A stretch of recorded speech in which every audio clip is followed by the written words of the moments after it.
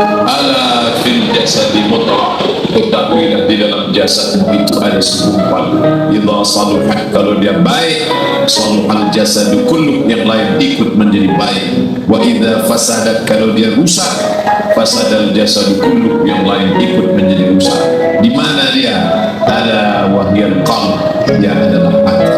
Maka yang pertama kali menghitam itu apa kata Allah?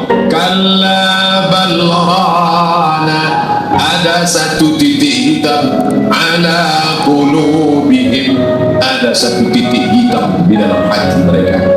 Ketika satu titik dibiarkan berubah menjadi dua titik dibiarkan berubah menjadi 3 titik, 5 titik, 10, 100, 1000, maka dia pun menjadi hitam semuanya.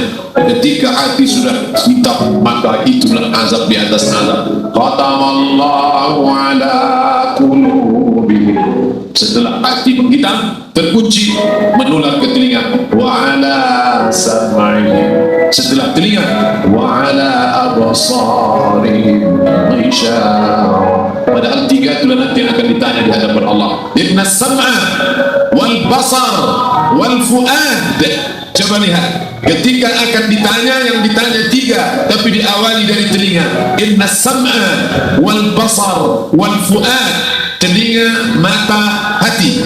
Tapi ketika terkunci, yang duluan dikunci hati. Khatamallahu ala qulubihim wa ala sam'ihim wa ala absarihim. Kalau hati sudah terkunci, telinga tersumbat, mata tertutup, summa sumpuk, bukmun umyun, pekak, tuli, bisu, apapun tak lagi masuk ke telinga. Malam ini kita menyadarkan diri kita, terlebih lagi yang berceramah, jangan kau hanya sampai menyampaikan ayat saja. Hai Abdul Samad, apakah kau yang bicara itu hatimu sudah hidup? Senantiasa merasakan diri, aku orang paling hina, aku orang paling kotor, ditempelkan kening ke lantai di tempat yang diinjak tapak kaki, mengatakan bahwa aku bukan siapa-siapa. Malam ini Kepala Kanwil BPN Provinsi, Kabupaten, saya tak bisa membedakan mana yang kabupaten, mana yang kota, mana pegawai tinggi, mana pegawai rendah, semuanya rata sama. Andai dibuat acaranya di kantor, mungkin saya segan, sungkan lihat dari seragam bajunya, tapi malam semuanya sama. Andai tak disebut tadi Pak Kepala Kantor, Pak Kanwil, saya pun tak tahu mana Pak Kanwil nanti. Fotonya ganteng pula aslinya ini. Artinya apa? Bahwa kalau sudah masuk ke dalam masjid, ketika engkau merasa dirimu tinggi di atas, kau bukan apa-apa, karena yang paling tinggi di badanmu pun kau tempelkan. Tapi saat kau jatuh, rendah, down, stres, kau jangan merasa rendah, karena kau tegak berdiri di hadapan Allah. Kau angkat 2 tangan, Allahu Akbar. Di dalam diri ini disebut dia dengan qalb. Kenapa disebut qalb? Orang Arab menyebut qalb, qallaba, karena sifatnya berbola balik. Pada saat selesai salat, astagfirullahalazim, tidak ada yang paling bersih, dia bersih. Tapi pada saat petang sore hari, yusbihu mu'minan, paginya putih, bersih, tak bernoda, wa yumsi kafiran, petangnya hitam. Makanya dari pagi dibersihkan, sholat subuh bersih, sholat zuhur bersih, condong matahari sholat asar bersih, tenggelam matahari sholat maghrib bersih, sempurna gelap malam sholat isya bersih, tengah malam bangun tahajud munajat, di tengah malam orang tertidur, waktu sholli bil laili wan nasu niyam, engkau tegak di waktu malam, di saat orang semua sedang tenggelam dalam lelap tidur panjang, tapi engkau menangis meratap mengenang dosa begitu banyak. Sab'atun yudhilluhumullah, di antara 7 yang mendapatkan naungan Allah, yauma la dhilla illa dhilluh, hari itu tak ada naungan kecuali naungan Allah. Di antara yang mendapatkan naungan itu adalah rajulun dzakarallah, orang yang berzikir, munajat, muhasabah diri di tengah malam, sunyi, sepi, fafadat ainahu, menetes air mata. Berapa banyak sudah harta dititipkan Allah, berapa kupakai untuk zakat, wakaf, infak, sedekah, wasiat, hibah, ghanimah, harta rampasan perang di zaman Nabi. 7 harta yang akan menolong di hadapan Allah, satu pun tak dipakai. Umur diberikan Allah 40, 60, 70. Berapa yang kupakai untuk menolong agama Allah? Berapa yang kupakai untuk mengingat Allah? Mata, tangan, telinga, kaki akan diminta tanggung jawab di hadapan Allah. Al-yawma naqtimu ala afwahihim, mulut terkunci, wa tukallimuna aydihim, tangan akan bicara, wa tashhadu arjuluhum, kaki akan bersaksi di hadapan Allah. Siapa yang bisa menolong waktu itu? Kalau pernah tangan ini saat punya kekuasaan, satu coretan tanda tangan bisa mempermudah urusan masjid. Sebutir kekuasaan yang dititipkan Allah bisa dipakai menolong agama Allah. Itulah yang akan menolong di hadapan Allah. Apa yang disampaikan malam ini, semua biaya pengurusan masjid nol.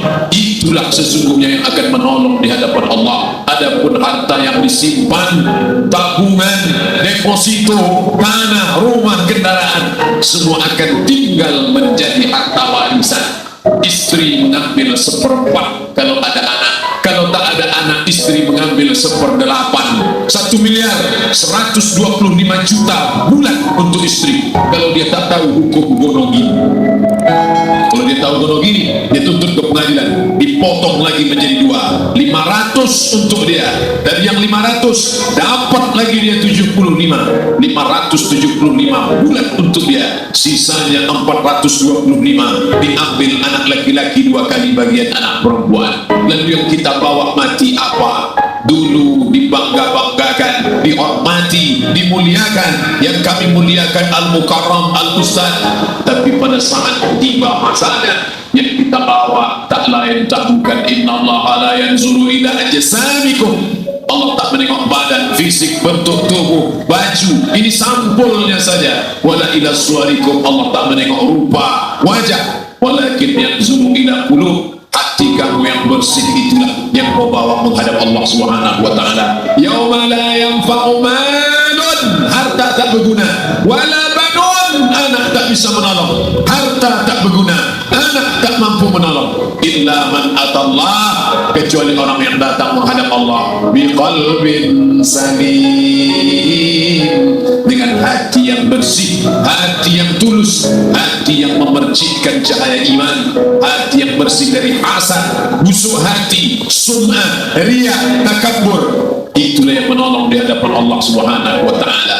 Tulang, bulu, kulit, darah, lemak, sumsum akan menjadi santapan cacing tanah. Begitu besok pagi pintu kamar tak bisa diketuk, istri bolak-balik membangunkan tak terjaga, dipegang pipi sudah sejuk macam es batu, tanda jantung tak lagi berdetak, maka darah mulai berubah menjadi nanah, busuk. 1, 2, 3 hari kalau tidak disuntik formalin, jasad paling busuk jasad manusia, karena semua dia makan herbivora, tanaman saja. Tapi kita ini omnivora, semua masuk. Maka begitu mati, paling bagus orang Islam paling cepat dikuburkan. Selesai acara pemakaman, habiskan masalah, muncul masalah baru. Disitulah kita baru sadar. Apa kata Imam Ali radhiyallahu anhu? An-nasu niyam. Semua manusia waktu hidup itu tidur. Bapak tidur, ibu tidur, saya tidur. Semua orang waktu hidup itu tidur. Falamma matu, ketika dia mati, disitulah dia baru terjaga dari tidur panjang. Saat Israel mencabut nyawa, ditarikkan dalam satu sentapan yang kuat, disitulah kita baru terjaga dari tidur panjang. Betapa aku meninggalkan salat, betapa aku tak berzakat, betapa dulu kekuasaan. Aku lulus umur 30, pensiun 58, 28 tahun, apapun tak pernah aku buat untuk agama. Sibuk membesarkan anak, sibuk mengurus warisan. Anak pun tak ingat dengan kita, karena kita lupa menanamkan pendidikan agama di dalam otak kepalanya. Andai dulu pernah dia dibawa ke masjid, andai dulu pernah dia dibawa umrah, andai dulu dia dimasukkan SDIT, SMA IT, Islamic Boarding School, dibawa ke masjid. Takkan dia lupa mendoakan selesai sholat, Rabbighfirli wa liwalidayya warhamhuma kama rabbayani shaghira. Harta yang banyak tak sempat menolong agama Allah, anak tunggal semata wayang tak sempat dididik agama, istri meninggalkan dalam keadaan stres susah hatinya karena dia tak diajarkan sabar menerima ridha ketetapan takdir Allah. Dan paling celaka, tak pernah anggota tubuh ini dipakai untuk berzikir, muhasabah, mengingat Allah. Tak pernah mata dipakai menengok Quran, kitab suci Allah. Tak pernah dipakai hati merenung sejenak apa yang akan kubawa mati menghadap Allah Subhanahu wa ta'ala. Malam ini saya tak minta diajak ceramah tentang hukum zakat, hukum puasa. Saya tidak diajak tanya jawab apa hukum unjuk rasa besok tanggal 4. Yang ditanya adalah bagaimana kita merenung sejenak. Abdul Somad, engkau berhadapan dengan para pegawai Badan Pertanahan Nasional Provinsi Riau, berkumpul 12 kabupaten kota. Ini orang-orang ngurus tanah, dari dalam tanah naik ke atas tanah, ngurus tanah, ngurus tanah, ngurus tanah, masuk ke dalam tanah.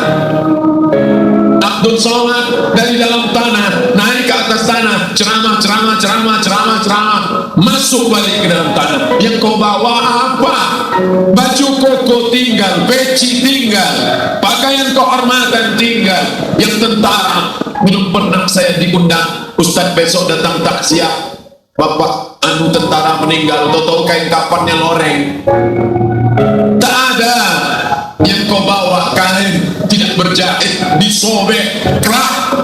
Itu yang akan menyampul kulitmu yang selama ini kau dimandikan, dibersihkan oleh ibumu dulu 60 tahun yang lalu, sampai masanya kau lupa kapan kau dimandikan dulu. Sekarang ruh melihat, disebut dia ruh karena dia roha ya ruhu roh, seperti aroma semerbak yang datang pergi hingga ruh.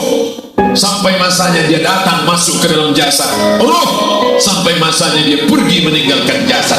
Malam ini dimuliakan Al-Mukarram Haji Abdul Somad LCMA. Kenapa Abdul Somad ini dimuliakan? Karena ruh hinggap sejenak sebentar, sampai masanya besok pagi dia ruh keluar dari dalam tubuh ini. Anak yang katanya ayahku sayang, istri katanya kaulah abang, sampai masanya mereka tak lagi mau mendekat. Rumah itu saya yang buat, saya yang mengukurnya. Tapi begitu ruh sudah keluar dari badan, tidak satu pun semeter, sesenti, sejengkal, seasta ada tempat di rumah itu untuk jenazah bernama jenazah Abdul Somad. Dulu orang bertanya, rumah Ustaz Somad di mana? Hari ini orang tidak lagi bertanya, tak lagi menyebut nama. Orang sudah mengatakan kuburnya mana.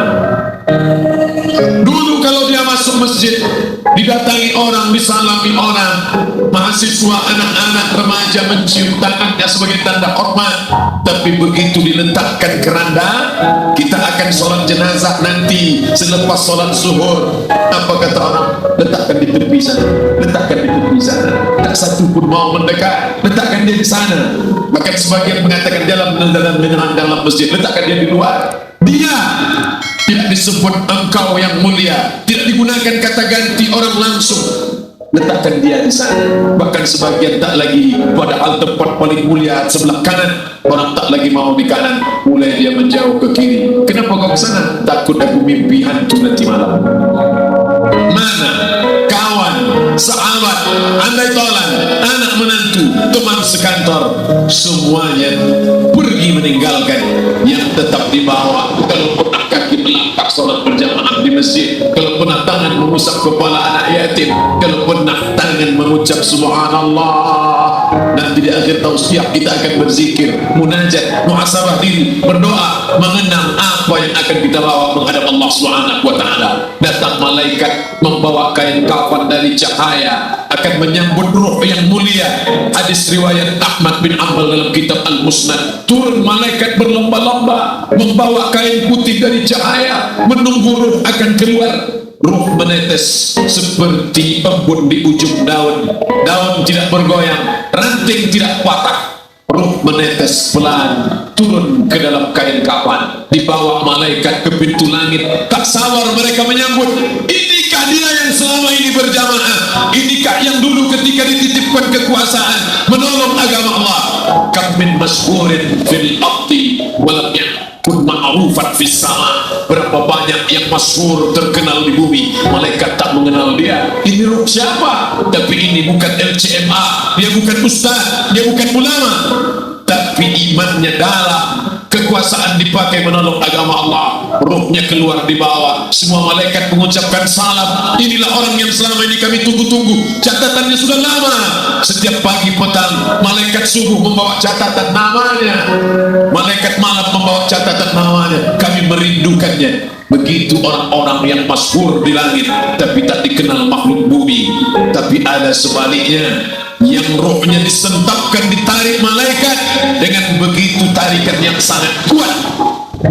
Nabi bertanya saat Isra Mi'raj kepada mereka yang sudah mati ribuan tahun yang lalu, apa yang kalian rasakan?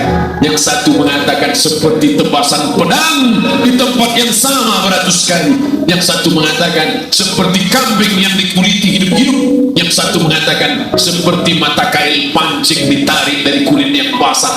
Maka kita berdoa setiap selesai salat, Allahumma hawwin alaina, ringankan kami ya Allah, fi sakaratil maut, di saat sakaratul maut yang amat sangat menyakitkan itu. Dan mereka yang pergi tak pernah kembali, mereka yang mati tak pernah bercerita kecuali hanya kepada Sayyidina wa Maulana Muhammad sallallahu alaihi wasallam. Di saat malam pertama, di tempat yang gelap, di tempat yang tak pernah diimpikan oleh orang, tapi kita tetap melewati dan merasakannya. Perlahan-lahan cacing tanah, ular-ular kalajengking akan menggerogoti kulit yang selama ini dimandikan, selama ini dipakaikan sampo yang mahal, selama ini dioleskan pelembab yang lembut. Tapi ternyata sebelum roh keluar jasad, setelah keluar dia hanya akan menjadi santapan cacing tanah, hancur berkeping hari demi hari. Yang pertama kali membusuk adalah mata, karena dia berisi cairan. Cairan ini mengering, busuk dan berlubang. Lalu kemudian usus sebulan di dalam tanah, mulai dia menggelembung masuk angin dan dia meletus pecah. Cacing-cacing tanah mulai datang menggerogoti, memakan. Habis lemak, tulang, kulit, bulu, sumsum, darah, jantung, empedu, limpa, buah pinggang, habis semuanya. Tinggal tulang-tulang yang memutih, dimakan oleh tanah, ditelan oleh massa, sampai akhirnya Asi bin Wa'il membawa tulang yang kering itu kepada Nabi Muhammad, baginda Sayyidina wa Maulana Muhammad. Ya Muhammad, ayuhi rabbuka hadzal izam, sanggupkah Tuhanmu menghidupkan tulang yang kering ini? Nabi diam tak menjawab, sampai akhirnya datang Jibril alaihi salam membawakan wahyu. Qul, katakan kepada dia. Ayat ini dibaca malam Jumat, Bapak Ibu semua hafal. Kita baca, qul yuhyiha alladhi ansha'aha awwala marrah.